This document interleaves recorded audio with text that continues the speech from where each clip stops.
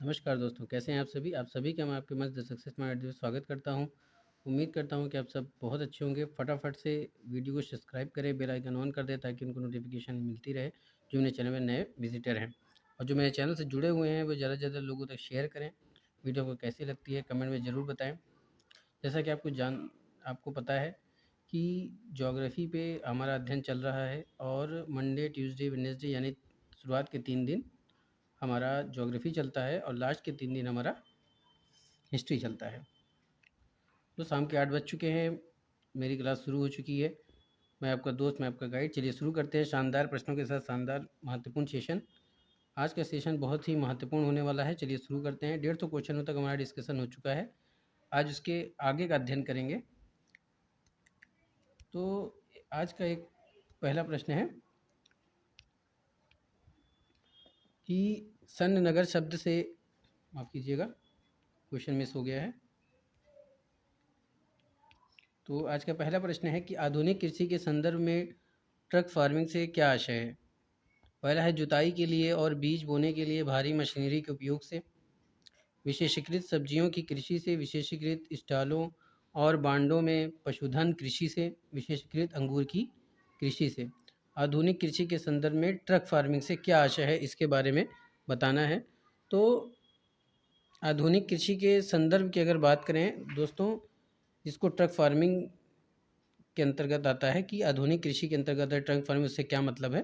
तो ये विशेष है कि सब्जियों की कृषि से संबंधित है। जो ट्रक फार्मिंग होता है उसका संबंध होता है कि विशेष प्रकार के सब्जियों की कृषि से। तो ये कौन सा ऑप्शन हो गया? बी। कलर चेंज कर लेते हैं। तो बी आपका क्या हो गया? करेक्ट आंसर हो गया। बी क्या हो गया? आपका करेक्ट आंसर हो गया। अगला प्रश्न देखते हैं। सॉरी।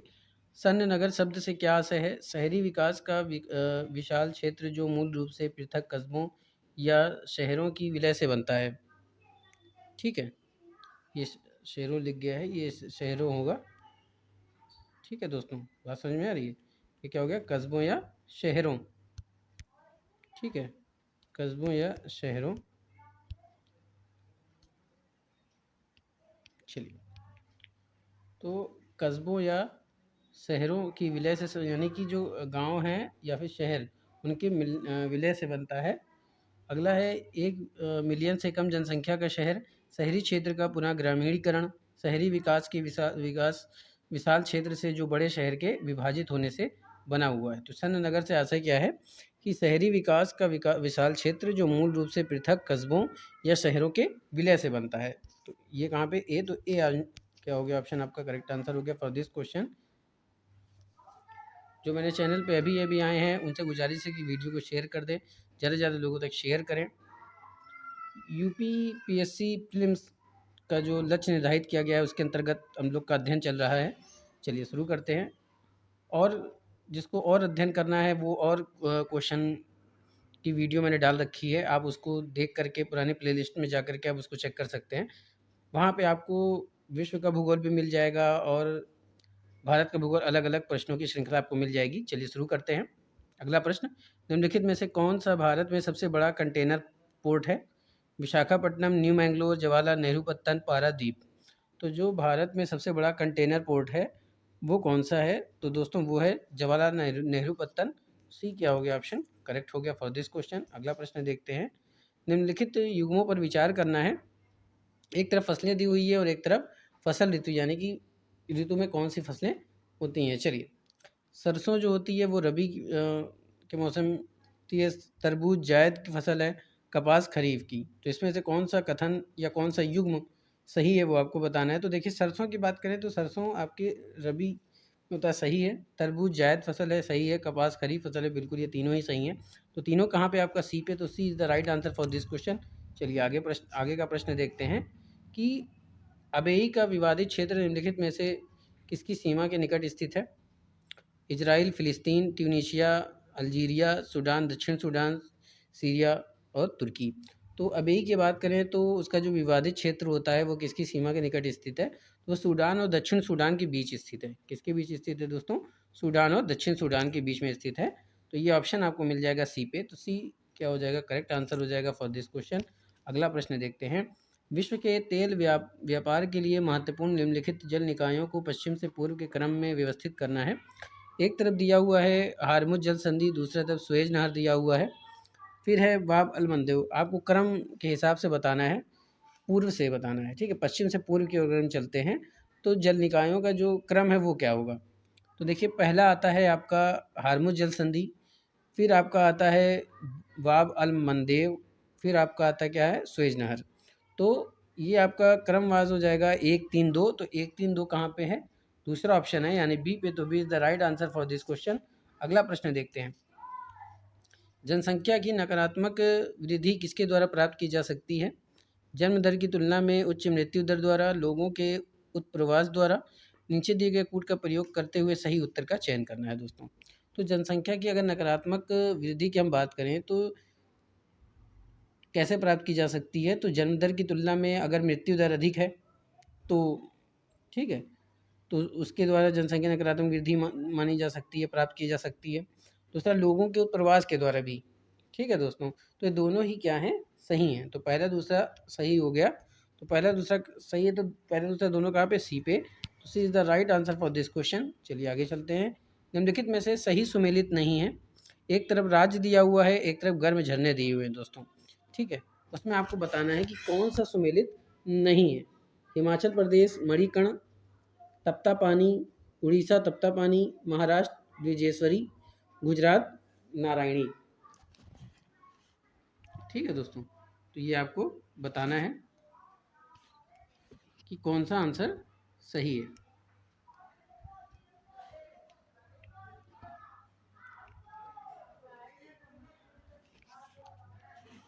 तो हिमाचल प्रदेश क्या मणिकर्ण, मतलब जो हिमाचल प्रदेश है उसमें जो मणिकर्ण है वो गर्म झरने हैं, उड़ीसा में जो है वो तपता पानी है, महाराष्ट्र में ब्रिजेश्वरी और गुजरात में नारायणी।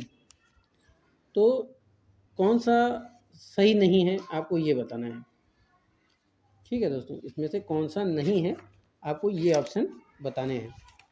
तो फटाफट से आंसर देते रहिए, ठीक है।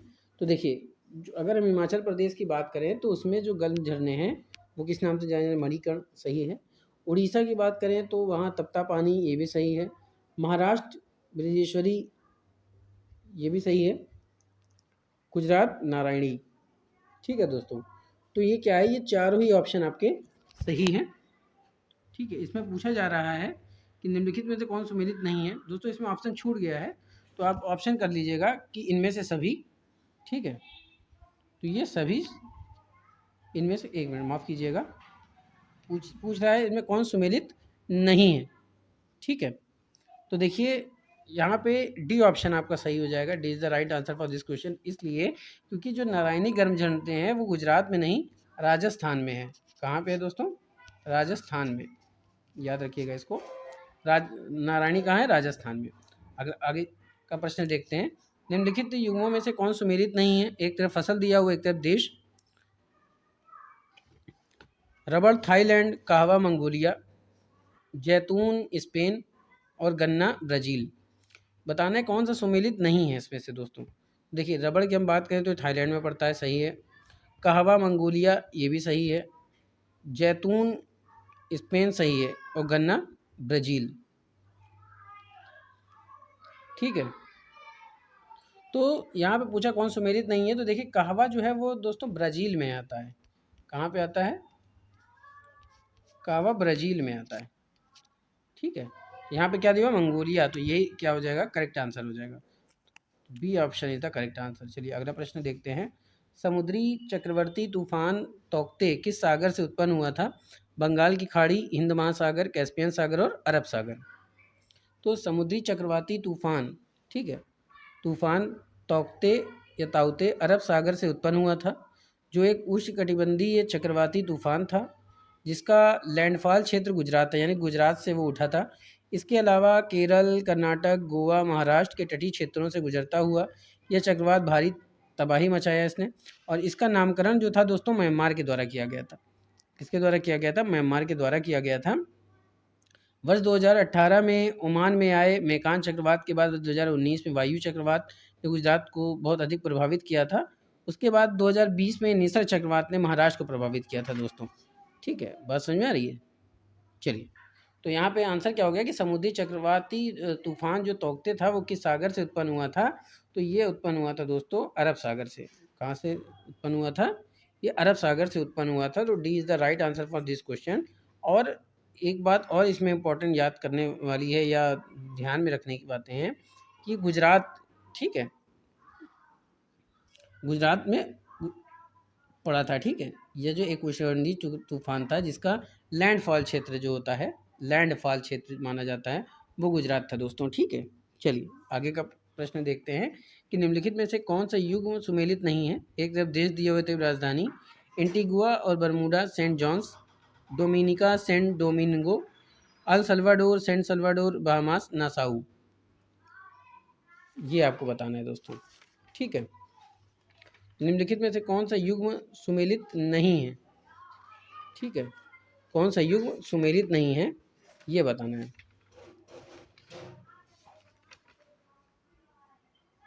ठीक है, चलिए आगे चलते हैं। इसी का आंसर आपको बताना है, एक तरफ देश दिया हुआ है और एक तरफ राजधानी। फटाफट से आंसर दीजिए इसका कि कौन सा सुमेलित नहीं है।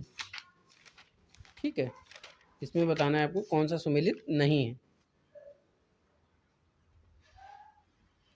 ठीक है, बताइए बताइए बताइए। देखिए आप लोग आंसर करते रहिए। कुछ प्रश्नों में मैं जानबूझ के देर लगाता हूँ क्योंकि वो प्रश्न इतने महत्वपूर्ण होते हैं कि वो काफ़ी एग्ज़ाम में आए हुए प्रश्न होते हैं, रिपीटेड क्वेश्चन होते हैं, इसलिए मैं उसको वक्त दे देता हूँ ताकि आप लोग उसको सोच करके उसका आंसर दे सकें। और जो नए प्रश्न रहते हैं उसका मैं आंसर खुद ही दे देता हूँ। ठीक है, चलिए फटाफट से उसका आंसर दीजिए। तो देखिए कौन सुमेलित नहीं पूछ रहा है। तो देखिए एंटीगुआ जो है वो सेंट जॉन से सही है, डोमिनिका रूसाऊ पड़ता है दोस्तों। डोमिनिका जो है वो कहाँ पड़ता है? देखिए फिलहाल तो इसका B option is the correct answer हो जाएगा। और अगर हम डोमिनिका की बात करें तो ये रूसाऊ में पड़ता है। कहाँ? इसकी राजधानी क्या है? रूसाऊ। इसकी राजधानी है रूसाऊ। चलिए आगे का प्रश्न देखते हैं। इंडोनेशिया निम्नलिखित में से किस देश के साथ भूमि साझा नहीं करता है? ब्रुनेई, तिमोर लेस्ते, मलेशिया और पापुआ न्यू गिनी।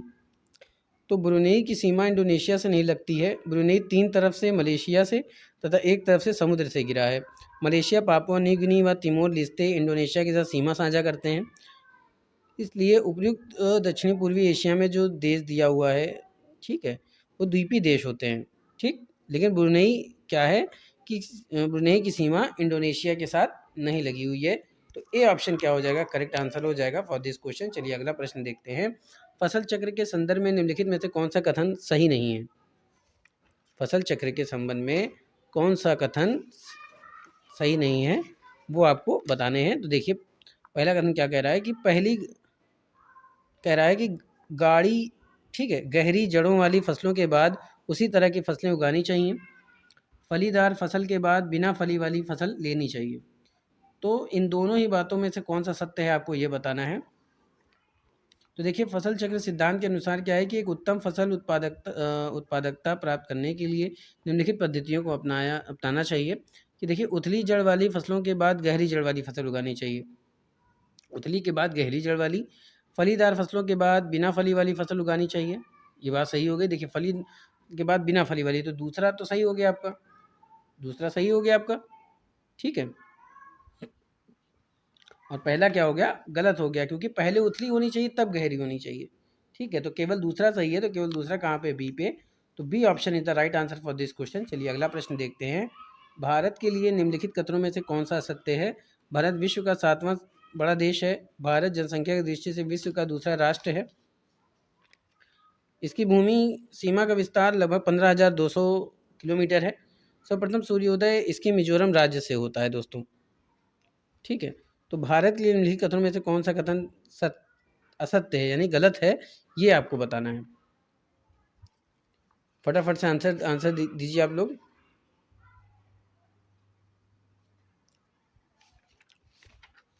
ठीक है, आंसर दीजिए जल्दी से कि भारत के लिए निम्नलिखित कथनों में से कौन सा असत्य है।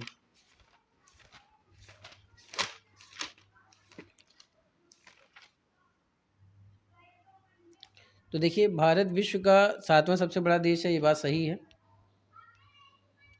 भारत जनसंख्या के दृष्टि से विश्व का दूसरा राष्ट्र है, ये भी सही है।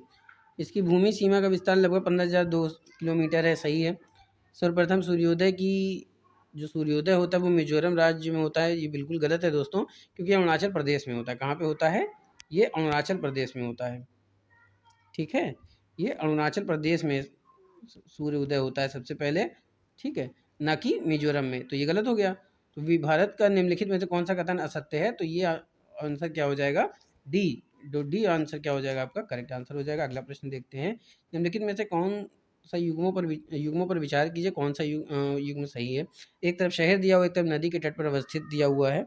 तो देखिए, एक तरफ दिया है जबलपुर नर्मदा नदी पर, हैदराबाद कृष्णा नदी, कोटा चंबल नदी, नासिक गोदावरी। तो इसमें से जो सुमेलित नहीं है दोस्तों, वो बताना है, सही सुमेलित है वो आपको बताना है। तो देखिए, जबलपुर नर्मदा नदी पे है, ये बात बिल्कुल सही है। हैदराबाद कृष्णा नदी नहीं, ये आपकी मूसी नदी पर स्थित है। कोटा चंबल नदी, ये सही है। गोदावरी नासिक गोदावरी नदी, ये बिल्कुल सही है। तो पहला तीसरा चौथा, तो पहला तीसरा चौथा कहाँ पे? डी पे। तो D is the right answer for this question. अगला प्रश्न देखते हैं, निम्नलिखित कथनों पर विचार कीजिए। एक तरफ नदी घाटी परियोजना दिया हुआ, एक तरफ नदी दिया हुआ है। तो रिहन परियोजना गोदावरी नदी, नागार्जुन सागर परियोजना बेतवा नदी, पोचमपात परियोजना रिहन नदी, माता टीला परियोजना कृष्णा नदी। तो देखिए, रिहन परियोजना जो है दोस्तों, वो कहाँ पड़ता है? आपके रिहन नदी पर। कहाँ पड़ता है? रिहन परियोजना जो पड़ता है वो आपके रिहन नदी पर पड़ता है। नागार्जुन सागर परियोजना कहाँ है? तो ये कृष्णा नदी पर है। पोचमपात परियोजना कहाँ है? तो ये आपकी गोदावरी नदी पर है। माता टीला की बात करें तो ये बेतवा नदी पर है दोस्तों, ठीक है। तो आंसर आपका क्या हो जाएगा? 3 4 1 2, 3 4 1 2 कहाँ पे है? सी पे। तो C is the right answer for this question. चलिए अगला प्रश्न देखते हैं, इनमें से कौन सा दर्रा पश्चिमी घाट पर्वत श्रृंखला का नहीं है? थाल घाट, भोर घाट, खैबर दर्रा और पाल घाट। तो जो पश्चिमी घाट पर्वत श्रृंखला का नहीं है वो आपको बताना है। ऐसा दर्रा जो पश्चिमी घाट पर्वत श्रृंखला का नहीं है वो है खैबर दर्रा दोस्तों। कौन सा? खैबर दर्रा। तो C is the right answer for this question. अगला प्रश्न देखते हैं, निम्नलिखित में से कौन सा देश चारों ओर से स्थलों से घिरे हैं? आर्मेनिया, मोंटेनिग्रो, बोत्सवाना और इथोपिया। देश की बात की जा रही है कि कौन सा देश जो है वो चारों तरफ से स्थलों से घिरा हुआ है दोस्तों, ठीक है। चारों तरफ से स्थलों से घिरा हुआ है, वो आपको बताना है, ठीक है।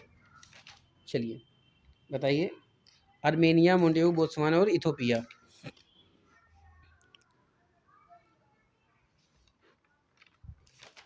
जल्दी से फटाफट से आंसर दीजिए, कौन से देश चारों ओर स्थलों से घिरे हुए हैं?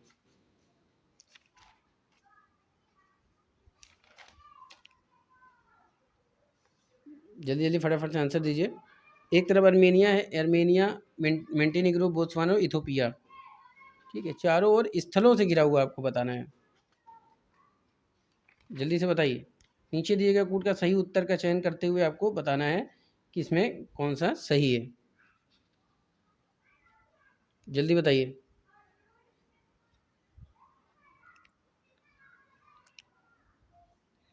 कौन सा ऑप्शन इसमें से सही होगा?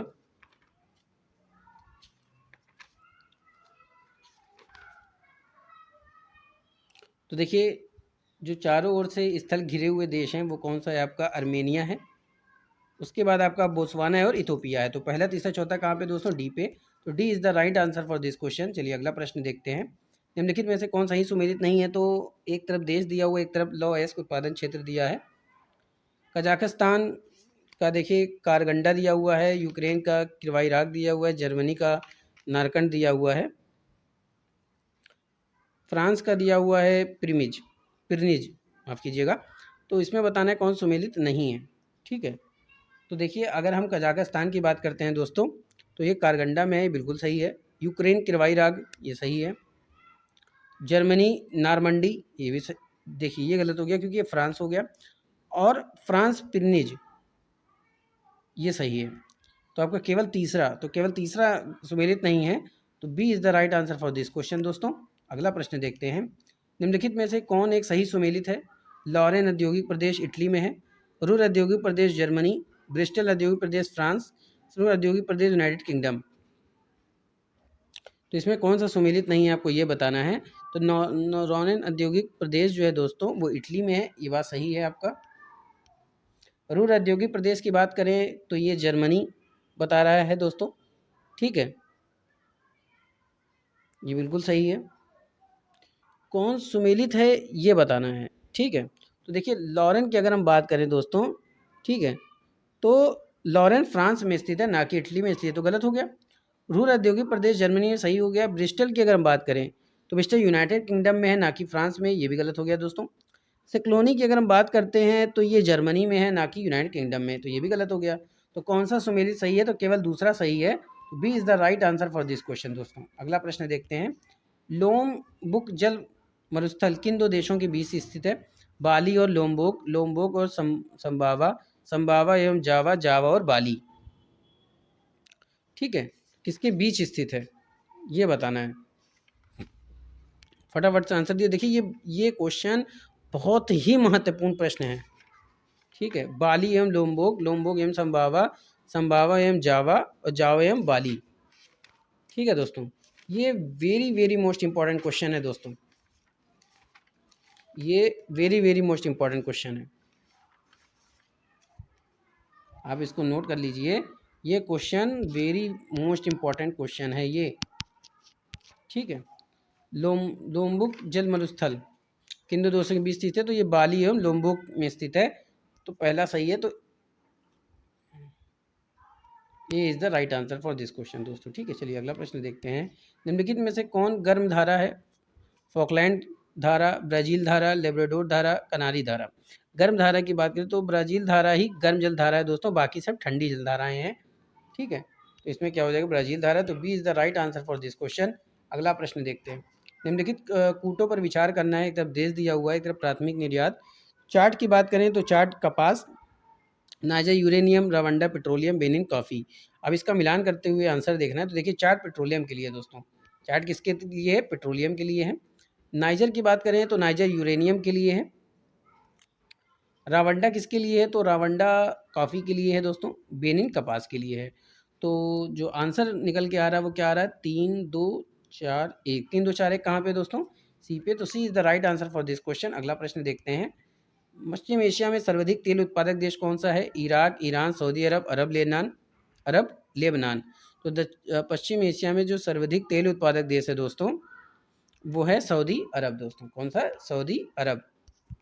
सी is the right answer for this question दोस्तों। इसमें एक चीज़ और ठीक कर लीजिएगा, इसमें ये जो अरब दिया, सॉरी माफ़ कीजिएगा, ये जो अरब दिया हुआ है ये सऊदी अरब का हिस्सा है दोस्तों, ठीक है, ये सऊदी अरब का हिस्सा दिया हुआ है। चौथा ऑप्शन आपका लेबनान था, तो इसमें आंसर क्या हो जाएगा आपका? सऊदी अरब। सऊदी अरब सी पे है, तो C is the right answer for this question. आज का लास्ट प्रश्न, विश्व का सर्वाधिक कॉफ़ी उत्पादक देश कौन सा है? बोलीविया, ब्राज़ील, चीन, भारत। तो विश्व का सर्वाधिक कॉफ़ी उत्पादक देश जो है दोस्तों वो आपका कौन सा है? ब्राज़ील है। तो B is the right answer for this question. तो दोस्तों ये था शानदार प्रश्नों की शानदार श्रृंखला, बहुत ही महत्वपूर्ण श्रृंखला थी। उम्मीद करता हूँ कि आपको पसंद आया होगा। ज़्यादातर लोगों तक शेयर करें। देखिए यूपी पीएससी प्रीलिम्स की ये तैयारी चल रही है और ये इतने महत्वपूर्ण प्रश्न हैं, ये किसी भी एग्ज़ाम के लिए देखिए अगर आप जितना बेस अपना आप मजबूत करके चलेंगे उतना ही ज़्यादा आप अपने लक्ष्यों के बहुत करीब पहुँचते हैं। जैसे कि कहीं आपको जाना होता है तो आप उसकी बहुत अच्छे से तैयारी कर लेते हैं पहले से ही कि कोई चीज़ भूले ना। ठीक उसी तरह से अगर आप कोई चीज़ एम बना के चलते हैं तो उसकी तैयारी भी आपको बहुत बेहतर तरीके से लेके चलनी होगी, तभी आप अपने लक्ष्य के करीब पहुँचते हैं, ठीक है दोस्तों। तो अपने आप को इतना मजबूत कीजिए, अपनी बेसिक मजबूत कीजिए, पढ़ते रहिए इसी तरह से मन लगा करके। अभी तो हौसलों की पूरी उड़ान बाकी है दोस्तों, ठीक है। तो मेहनत करते रहिए ठीक इसी तरह से। मंजिलों से चलकर बेहतर मंजिलें तलाश कर, मिल जाए दरिया तो समंदर तलाश कर, यूँ तो टूट जाते हैं पत्थर की चोट से शीशे, पत्थर ही टूट जैसे